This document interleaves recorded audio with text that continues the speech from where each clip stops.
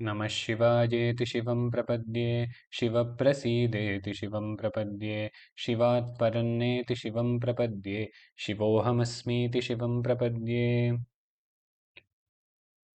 We saw the sixth shloka of Shivanandalahari, where Acharya speaks about the limitation of logic. Logical thinking is very important and has a very high place in our Shastras, but logical thinking alone will not lead us to the highest fulfillment. Along with logical thinking, only when our heart and our emotions are in the right place, then we will be able to progress spiritually. So, just through intellectual gymnastics, we cannot find this Paramatma Tattva. If there is no bhakti, then there is absolutely no chance of success in spiritual life. Then in the next shloka, Acharya speaks about how to do bhakti.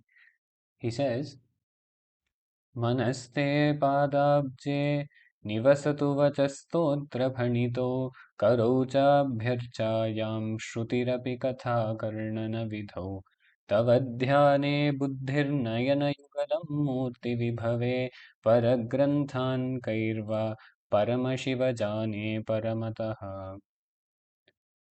Acharya says, let my mind always dwell on your lotus feet. Let my speech always be engaged in singing your praises, in stotra. Let my hands always be worshipping you. Let it keep doing archana. And my ears, let them constantly be engaged in listening to your divine stories. Let my mind and intellect always meditate on you, and let my eyes come to all the kshetras and have a darshanam of your divine form. And what can other texts teach me that can be more supreme than living a life like this? So here Acharya tells us how each organ of ours has a nature of its own. So the best way is to swim with the tide and not against the tide. Because the mind has a particular nature. The Shastra says, Sankalpa Vikalpatmakam Manaha. The mind has a nature of thinking about things constantly. It will think, it will consider, it will weigh the pros and cons, it will pull all other thoughts related to it. This is the nature of the mind. So if you directly go against it and say, no, I will shut down the mind, then it might not really work.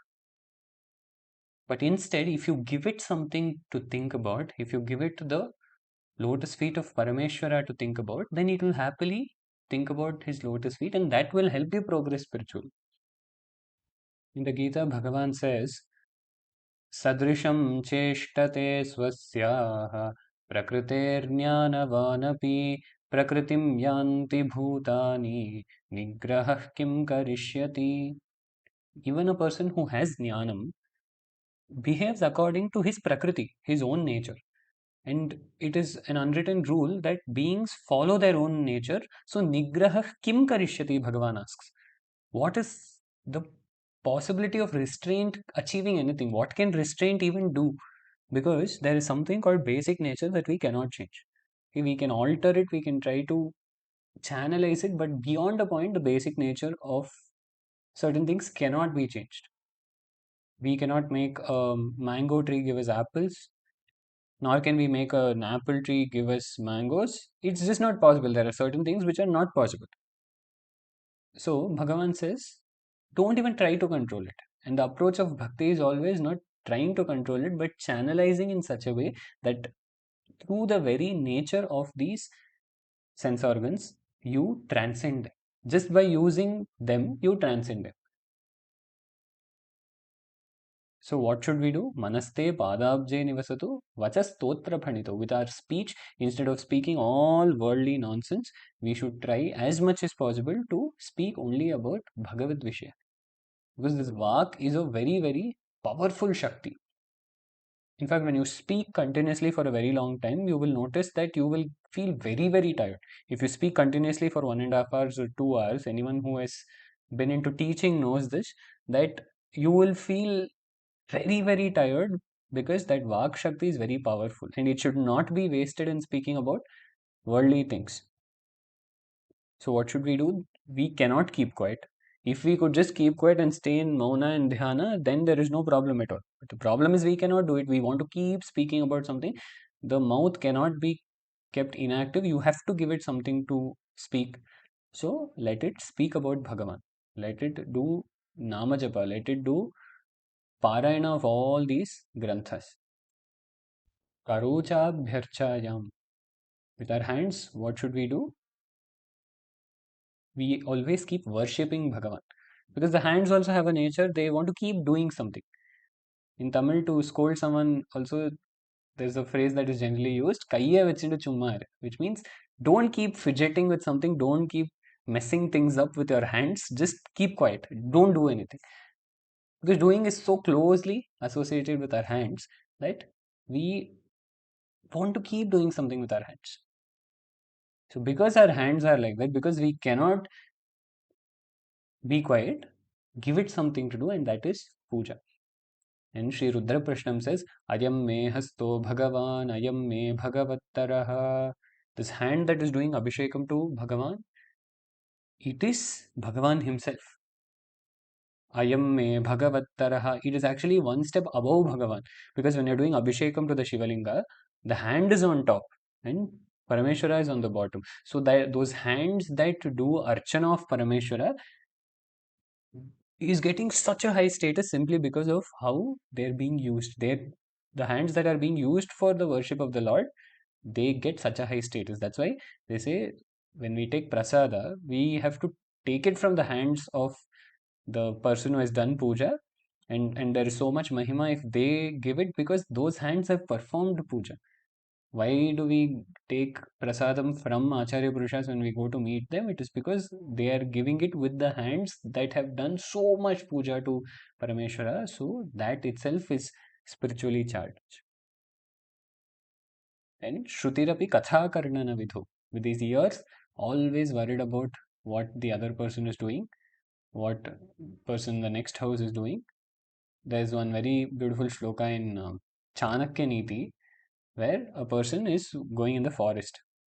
Suddenly, he comes across a group of jackals.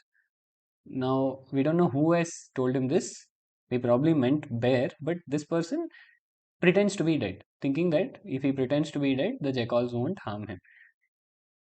But he doesn't realize that the jackal is a scavenger. It exclusively eats only dead animals and dead people.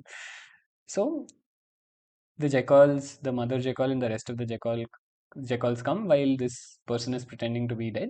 Now all the baby jackals are very very excited because there is this nice fat man who they will get to eat today. But the mother says don't eat. Why?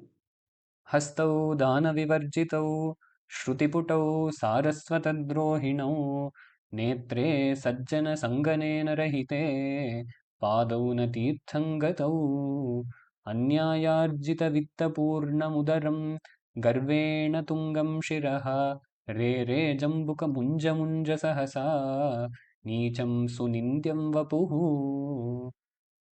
The mother says, don't eat those hands because those hands have never done dana. He has not done any kind of dana dharma. So those hands are very, very impure. Don't touch them. Then the babies ask, can we bite into his ear?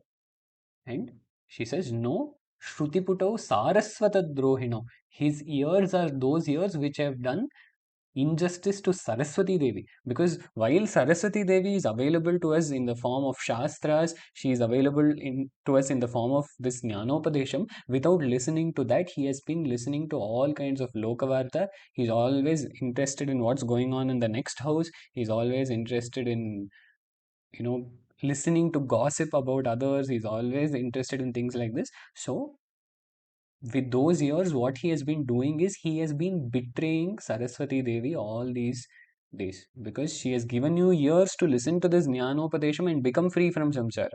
If you don't use those years for the right purpose, then you are doing a disservice to Saraswati Devi. Saraswata Drohino.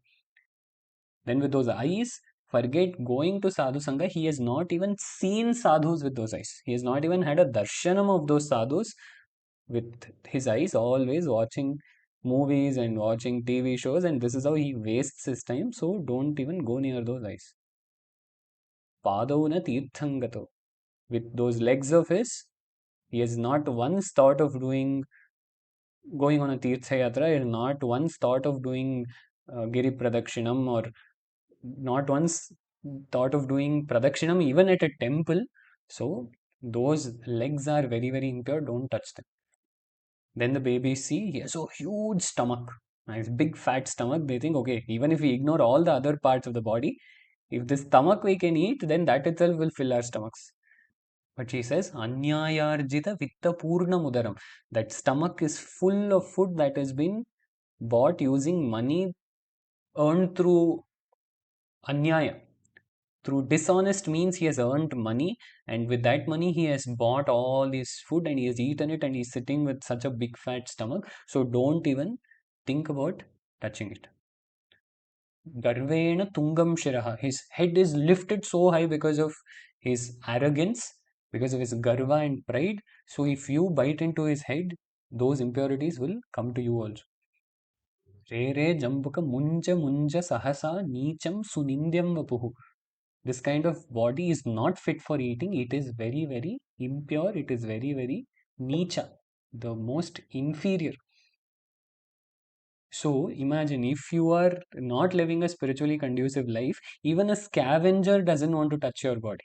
When an animal which is a scavenger thinks your body is not fit for consumption, because that is how the life of this body has been wasted. But how does a bhakta spend his time? He asks Parameshwara because he knows that without the grace of Parameshwara, this is not going to happen. Just because I decide today that I am going to do puja, I won't be able to do puja. Just because I decide that I want to read some stotra, I won't be able to read one stotra.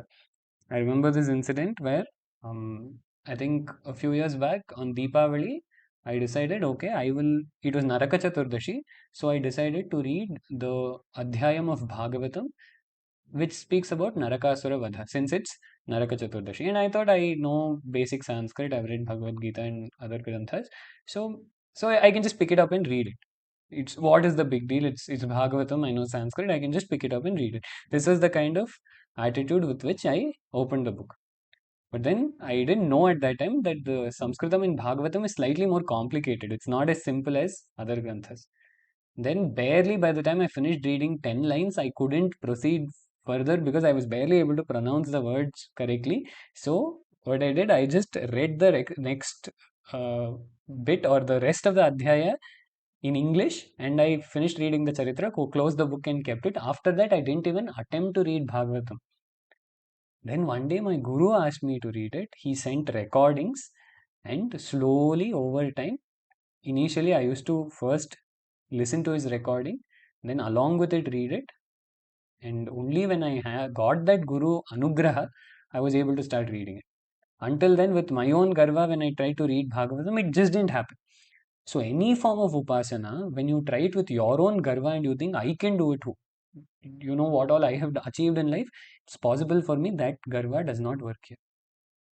So, the bhakta, because he doesn't want to live a lowly life like that, he requests Parameshwara and says, let my mind always be dwelling on your lotus feet. Let my vak always praise you. Please give me the Shakti required to sing your praises. Please give me the strength to engage my hands in your worship always, and give me Satsanga Labha so that I can go sit and listen to your kathas. And let my mind and intellect always meditate on you. This is the hardest, because the rest, at least externally, we might be able to do it. But if dhyanam has to happen, then that has to come only with grace. In the Yoga Shastra, there is a difference between dharana and dhyana. Dharana is, let's say you're trying to focus on something, a mantra or the rupa of Bhagavan. You focus on it for some time, then your attention slips. You focus on it for some time, then your attention slips. Again, you pull it back. Again, you pull it back. This is dharana. So, consciously, we can only do dharana. We can try to meditate on the form of Bhagavan, or we can try to do Nama Japa with full concentration, but success is not guaranteed. It does not become dhyana. When does it become dhyana? When the grace of the Lord operates and effortlessly your mind starts pulsating with the mantra, effortlessly your mind gets fully absorbed in that form. And after a point, you don't have to pull your mind back, pull your mind back, pull your mind back, and bring it and make it stay where you want it to. It starts effortlessly abiding there. That is when dhyanam happens. So dhyanam has to happen. You can only try to do dharan. So here Acharya says, Tavadhyane buddhihi nayana yugalam murti vibhave. But before you think of meditating on the form of Bhagavan within your heart, first you have to go and see. You have to see the divine form of Bhagavan in all temples. Tirumular says, நாடும் நகரமும் நற்றிருக்கோயிலும் தேடித் திரிந்து சிவபெருமான் என்று பாடுமின் பாடிப் பணிமின் பணிந்தபின் கூடிய நெஞ்சத்து கோயிலாக் கொள்வனே. Says go everywhere, go to every Tirtha Kshetra, don't leave even one. Look for them, he says. Tedi Tirund. Go from one place to another looking for more and more temples to visit and go to all those places and sing the glories of Parameshwara, have darshan of that Parameshwara. And as you do this, slowly you will become centered in that truth. Slowly you will get a sense of humility. And once that humility comes, then that Parameshwara himself will make your heart his temple. This is what Sri Ramakrishna used to refer to as Markata Kishoranyaya and Marjara Kishoranyaya. Markata Kishoranyayam is for how the monkey carries its child. Basically, the mother is walking and the child is clinging on to the mother. So initially, we have to cling on to Bhagavan. Then if we do that long enough, what will happen? Marjara Kishoranyaya. How a cat carries its baby. The child is just dangling and the mother is carefully carrying the child. Once we put our effort, once we are sincere in our sadhana, there will be a point where we don't even have to do anything, that Bhagavan will carry us and give us that Paramapada. And Acharya ends this stotram, this shlokam by saying, what is there to know beyond this by reading all other books? So we shouldn't break our heads too much to find out what is there in this book, what is there in that book, which puja vidhi, is this puja vidhi better, is that puja vidhi better, does that have more power, does this have more power? We shouldn't turn Adhyatma Sadhana into a competition. Whatever works for you, whatever mantra you do with utmost Shraddha, that is the best mantra. Whatever puja you do with all your heart, that is the best puja. So don't get confused reading too many granthas. Just offer your life to Parameshwara. We'll continue this in the next satsang. Shiva Shiva.